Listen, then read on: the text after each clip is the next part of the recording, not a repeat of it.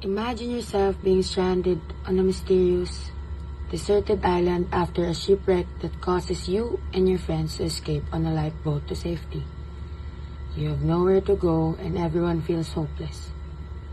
This vacation was supposed to be relaxing, to be finally away from the stress in the day-to-day life of an engineer. But it looks like your skills and abilities will be put to the test for survival. What is it about this island that seems so strange? What lurks in the depths of the unknown? Find out by joining our cast of engineers in their story of survival and the peculiar.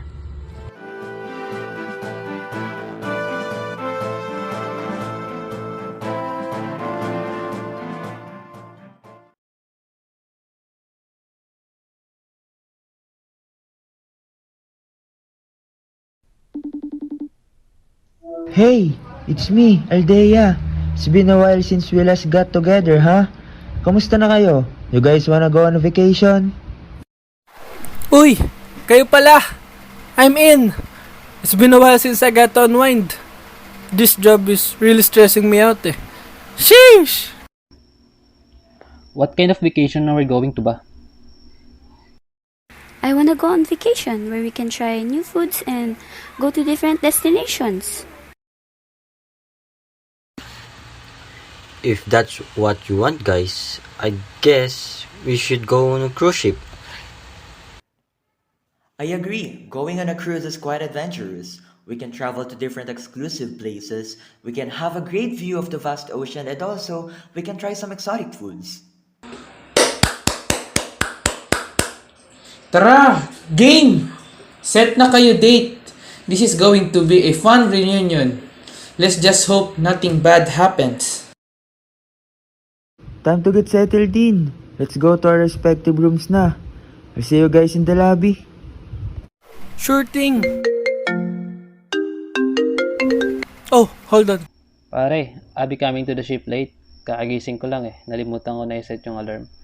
And I had to finish a lot of workload just so I won't have any pending stuff left before we went on the trip. Oh, wait, tol! Just make sure you got here, okay? Maaga-aga pa naman bago umalis ng ship eh. Just make sure you got here on time, pare. 5 minutes later. Sorry, I'm late mga pare. May I please have everyone's attention? Don't waste your time hanging around and make this night memorable. Cheers!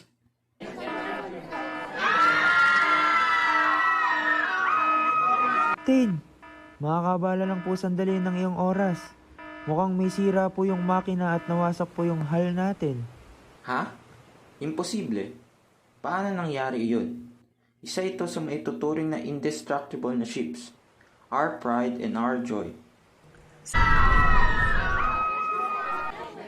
Attention, all passengers. Please remain calm and immediately head to the lifeboat section. I repeat, head immediately to the lifeboats. Women and children first. I repeat, women and children first. Guys, may set ng lifeboats dito. Ihanda na natin to. Yes, nakalis tayo ng kumpleto. And now, we wait. Asa na ba tayo ngayon? Nasa gitna na ba tayo ng kawalan? Teka. Do you guys see that? Alin, ituro mo nga. Ayun no. Parang may isla. Tara dun. Baka may makain tayo at baka may tao rin. Sabay-sabay tayong dumaong doon. Mukhang ligtas naman tayo dito.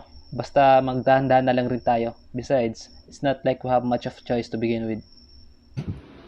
Try kaya natin manguha ng fish and I can start a small fire naman to cook the fish eh. You know. And I'm sure we won't have much of a problem finding any fish here. I mean, you see? I think this is enough. May 4 na isda naman na tayo. Let's go back to the group para makakain na din tayo. We brought back some fish para sa atin. I'll start a small fire na lang para maluto na. We're here. I think this is a good spot. Di masyadong natatamaan ng ulan. Guys, We need to start making a shelter. I think there's still some bamboo left we can use as a foundation. Everyone else, try to gather as much leaves and mud as possible. We gotta finish this quick. Dumidilim na. The 7 engineers worked tirelessly to finish their temporary home before the dusk turns to night. I am surprised. They managed to survive this long. I wonder if they'd be able to help me and my people in some way. That settles it. I'll wait for the perfect opportunity to speak with them.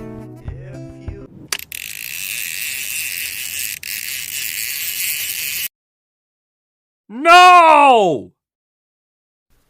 What is the meaning of this? Oh. Okay. Shh. Don't you think it's quite rude to greet a divine creature such as myself like this? Excuse me. You were the one who just jumped out of the water and nearly gave me a heart attack. What are you anyways? Humans really are such an ignorant species. I am a mermaid and I have a name. Thank you very much. I go by Chai. I saw you and your group wash ashore yesterday, and I've been observing you ever since. I do not mean in stalkerish behavior. I believe you and your group have the capacity to help my kind. What exactly are you talking about here? What do you mean by help you and your people? If there's anyone who needs help, it's us. We're literally stranded on the deserted island with no way of calling for help or signaling anyone that we're missing. Yes, I can see that. Which is why I'm here to offer you my assistance to you and your group. If you will be so willing to help us, we will return the favor by helping you find an escape while surviving through the wilderness. No need to be so rude about this agreement. Sheesh! So, where do we start? After their first encounter by the shore, Okamoto and Aldea both agreed to meet up once again the next morning in the same spot. As the sun began to rise across the horizon, the mermaid bathed in the morning sunlight while the waves washed against her. Just a few feet away from him stood the main engineer, walking barefoot through the coarse sand to get to their meeting spot, waving to the mermaid as he spotted her near the coastline. Okamoto awkwardly waves back to the human, curious as to why they seem to trust them so easily despite being a different species from them. It was a curious thing, this partnership that they have, but if it means saving her kind, then so be it.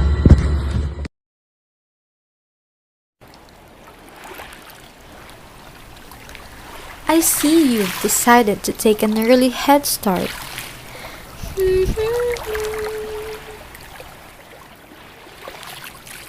I'd like to point out one thing I've ever heard in your many conversations with your friends. This island is not inhabited by any other human being. Only us merfolks live on its shore and protect the creatures that roam its land.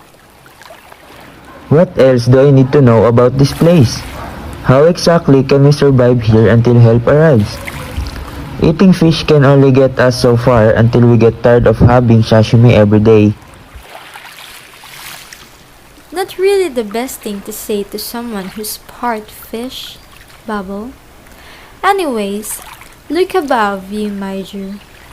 There are plenty of palm trees around these parts, meaning plenty of coconut to spare. You were already smart enough to come up with something to cook the raw fish. I do believe that you can manage to use the resources that you can find on this island. You are not the first to be stranded here, but you are the first that has caught my interest. Look, parang ewan. Special lang yun. But anyways, Do you think there's any possible way that we can actually get out of this island?